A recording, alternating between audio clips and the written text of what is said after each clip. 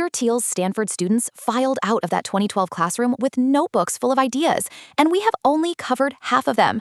Tonight, part 2 of 0 to 1.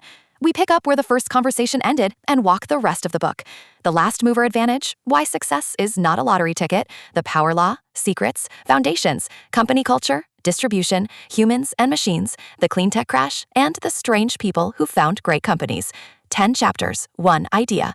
The future is built on purpose. With me again, Silicon Valley founder Marcus Reed and business strategy professor Dr. Eleanor Hayes. Chapter 5, The Last Mover Advantage. Look, everyone worships the first mover. Thiel says that is a mistake. Being first is just a tactic, not a goal. It means nothing if a competitor takes your market a few years later. What actually matters is being the last mover, the last company to make a great development in a field, and then enjoying years, even decades of monopoly profits. And you only hold that position if you can defend it, with proprietary technology, network effects, economies of scale, and a brand. Durability, not speed, is the real prize. Now, the crucial point of Chapter 6, you are not a lottery ticket.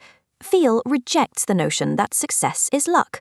A great company is the product of deliberate design and rigorous execution, not a string of fortunate accidents. He frames it as definite versus indefinite optimism. The indefinite optimist expects a better future, yet has no plan, and quietly trusts to chance. Consider Thiel's favorite example, Elon Musk. With SpaceX and Tesla, Musk did not get lucky. He held a definite, concrete plan and executed it relentlessly. As Thiel puts it, a definite view of the future means you make your own luck. Chapter 7, Follow the Money. Here is the idea. Returns in venture capital obey a power law. A tiny handful of investments outperform every other venture combined, not by a little, by orders of magnitude. And the whole point is, this law does not stop at investing. It governs careers, projects, and where you spend your hours. Thiel's advice is blunt. Stop blindly diversifying. Do not spread yourself thinly across many mediocre options as a hedge against being wrong. Find the single most valuable thing you can do and pour yourself entirely into it. Chapter 8, Secrets. A great company, Thiel argues, can only be built upon a secret, an important truth about the world that is valuable and hard, but not impossible to discover. And this is rather important. He believes modern society has quietly given up looking. We assume the big things are already known, or else unknowable. Thiel insists they are not. There are still secrets in nature and in people waiting to be found. The best opportunities, he says, belong to the few who actively go looking for them, while everyone else has simply stopped searching. Chapter 9, Foundations. Thiel has a law. A startup with a broken foundation cannot be fixed later. The earliest decisions set incentives that quickly calcify. So get the foundations right at the very start. He is specific. Distinguish ownership, possession, and control of the company and align them deliberately. Keep the board small. A small board can actually govern. And keep early executive salaries low. Thiel says a low-paid CEO sets the tone, signals real commitment, and keeps everyone focused on long-term equity and the mission rather than a comfortable paycheck. Chapter 10, The Mechanics of the Mafia. Thiel built the famous PayPal mafia, and he is precise about what culture truly is. It is not ping-pong tables or free lunches. Those are perks, not culture. A real culture is a tightly knit team of people fiercely dedicated to a shared mission, who genuinely like working alongside one another. And consider his most practical rule for reducing politics.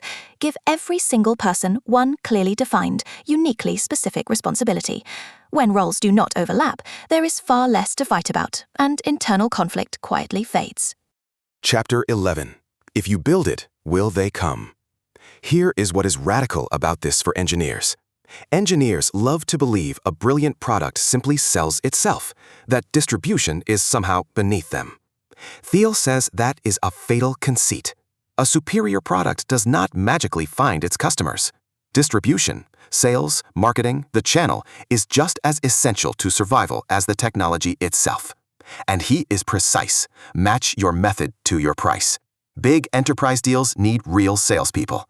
Cheap mass market products need viral or advertising reach. Sell or die. Chapter 12, Man and Machine. One must be precise here. The popular fear is that artificial intelligence will simply replace human workers wholesale. Thiel argues that fear misreads the relationship entirely. Humans and computers are not substitutes competing for the same jobs. They are profoundly complementary. Computers are extraordinary at processing vast data at scale, humans at judgment, intention, and meaning. The most valuable companies of the future, he says, will not build machines to replace people.